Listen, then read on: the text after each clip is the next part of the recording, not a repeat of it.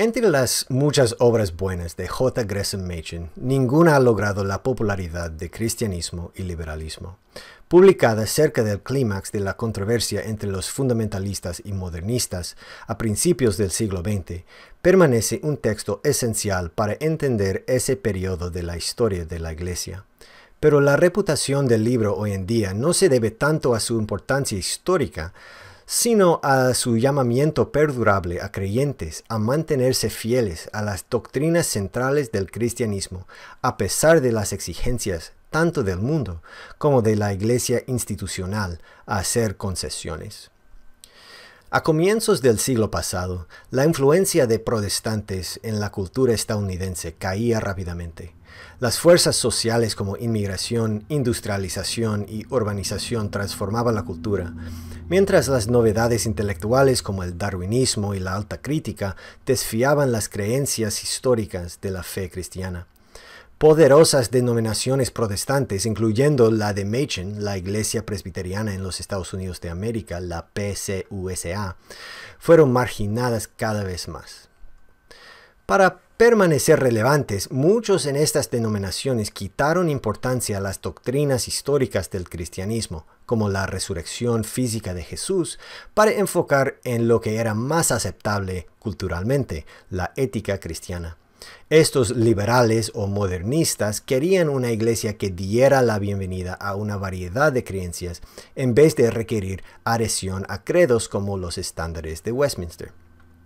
Una manifestación de esta tendencia era un deseo para el ecumenismo entre protestantes, como fue propuesto en el Plan de Unión de 1920. Este plan hubiera formado fuertes lazos entre las mayores denominaciones protestantes en los Estados Unidos. Como delegado en la Asamblea General de la PCUSA en 1920, Machen se oponía fuertemente al Plan de Unión, debido a que debilitaría los distintivos presbiterianos y transgeriría el compromiso de la denominación a los estándares de Westminster y la fe reformada. Su oposición vocal contribuyó a pequeña escala al fracaso del plan y al mismo tiempo realzó su imagen como líder conservador. Empezó a pronunciar más discursos y en uno de 1921, Machen identificó al liberalismo no como una facción entre cristianos, sino una religión completamente distinta. El discurso fue bien recibido por su público conservador, así que Machen decidió convertir el discurso en un libro corto con un bosquejo similar.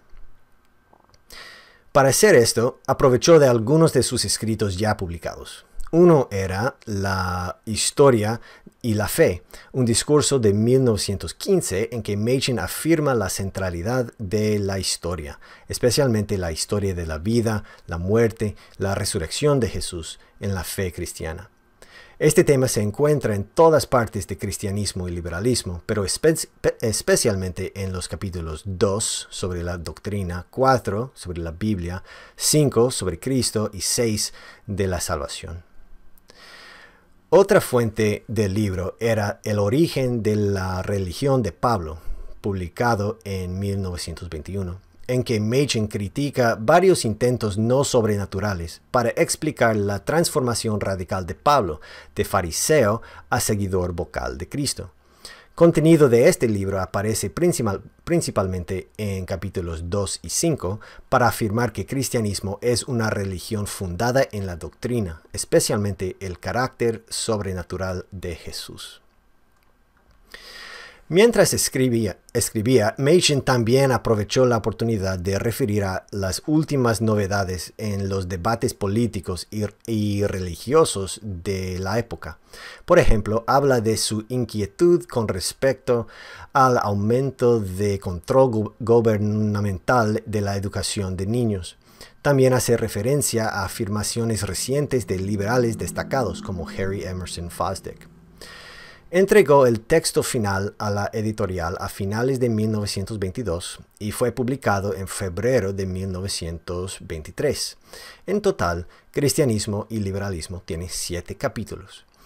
El primero, la introducción, es el capítulo en que sugiere que la ciencia moderna, a pesar de sus beneficios, es utilitario y anti-espiritual.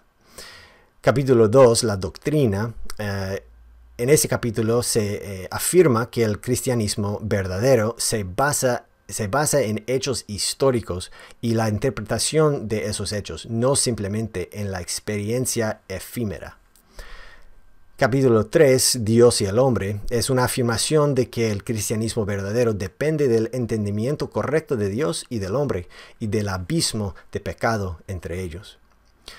4 es la Biblia, en que afirma que el cristianismo y liberalismo se basan en autoridades distintas.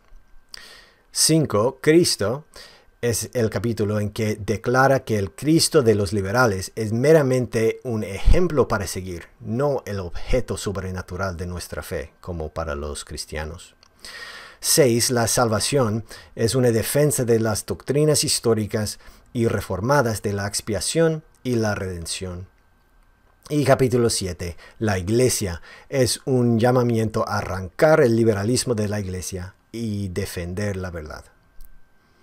Al publicarse el libro no se vendió bien, pero todo cambió cuando Machen se encontró en el centro de una controversia. Mientras servía como predicador temporal en la primera iglesia presbiteriana de Princeton, Nueva Jersey, a fines de 1923, enfatizó con frecuencia en sus sermones los errores de los liberales. Eventualmente, un miembro prominente, un Henry Van Dyke, ex embajador a los Países Bajos y Luxemburgo, no aguantó más y con bombos y platillos renunció a su banca en la iglesia. La publicidad resultante lo hizo más popular y las ventas de su libro se multiplicaron 4 veces en 1924 en comparación con 1923. Por supuesto, a los fundamentalistas les gustaban cristianismo y liberalismo por el rigor intelectual con que Machen defendió su posición contra el liberalismo teológico. Pero el enfoque de Machen en las doctrinas centrales del cristianismo y no en los distintivos fundamentalistas como el milenarismo, la creación y la templanza aumentó su público y por eso recibió comentarios positivos aún de observadores seculares.